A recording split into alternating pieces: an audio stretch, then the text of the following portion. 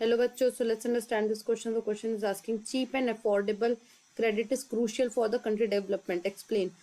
Or why it is necessary for the bank and cooperative society to increase their lending facility in rural area. Explain. Or credit has its own unique role for development. Justify the statement with argument or discuss the vital and positive role of credit with examples. मतलब कि हमें ये बताना है कि एक cheap और affordable credit का होना जरूरी क्यों है। तो चलिए सबसे पहले से की कंसेप्ट को समझते हैं। तो इसका की कंसेप्ट होगा क्रेडिट।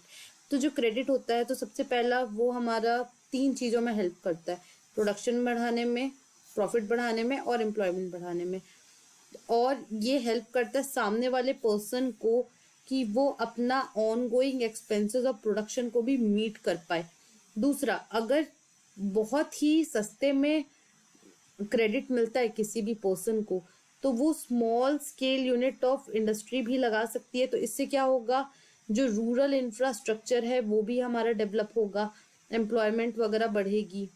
और ये हमारा इनफॉर्मल सोर्सेज ऑफ क्रेडिट पे भी डिपेंडेंसी को कम करता है। जैसे मान लीजिए ये एक पर्सन है ए, अब मान लीजिए इनके पास कोलैटरल नहीं दिखा पा रहे बैंक को, क्योंकि जब भी हम फॉर्मल सोर्सेज ऑफ क्रेडिट जैसे कि कमर्शियल बैंक्स हो गए, रीजनल रूरल बैंक्स हो गए, वहां से अगर हम लोन लेते हैं तो हमें कोलैटरल दिखाना पड़ता है।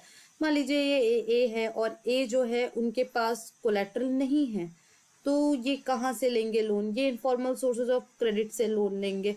तो वहां पे आपको लोन के लिए कोलैटरल दिखाने की जरूरत नहीं पड़ती है और आपको आराम से लोन भी मिल जाता है। बट द थिंग इज, कई बार क्या होता है कि ये लोग जो होते हैं, जो इनफॉर्मल सोर्सेज ऑफ क्रेडिट वाले, जैसे मनी लेंडर हो गए और बहुत सारे ऐसे टाइप के जो लोग होते हैं, ये एक इंसान को ट्रैप में फंसा लेते हैं, जिसे हम लोग बोलते हैं डेब्ट ट्रैप। मान लीजिए ये पर्सन ए जो है वो एक फार्मर है और इन्होंने एक मनी लेंडर से लोन लिया 50,000 रुपीज और 8% इंटरेस्ट के साथ। इन्होंने बोला कि मुझे लोन चाहिए, तो इन्होंने बोला कि ठीक है तुम 50,000 रुपए ले लो, लेकिन 8% इंटरेस्ट के साथ इतने इतने टाइम तक मुझे दे देना। तो ये क्या करेगा, किसान जो है वो धीरे धीरे करके अपना लोन चुकता कर देगा। लेकिन the thing is, money lender जो है वो उसको अपनी जाल में फंसा लेगा। कैसे? वो ये बोलेगा तुमने तो मुझे पैसा दिया ही नहीं। अब इनफॉर्मल सोर्सेज ऑफ क्रेडिट का क्या घाटा होता है कि वह पता नहीं चल पाता है कि क्या सही हो रहा है क्या गलत हो रहा है, क्योंकि इन्हें कोई सुपरवाइज नहीं करता है। No organization supervises the activity of informal sources of credit. तो अभी बेचारा जाए तो जाए किसके पास? तो अब ये क्या करेगा, पर्सन बी के पास जाएगा, बोलेगा कि मुझे प्लीज 50,000 रुपीज विद 8% इंटरेस्ट मुझे लोन दे दो ताकि मैं इस पर्सन का लोन चुकता कर पाऊं।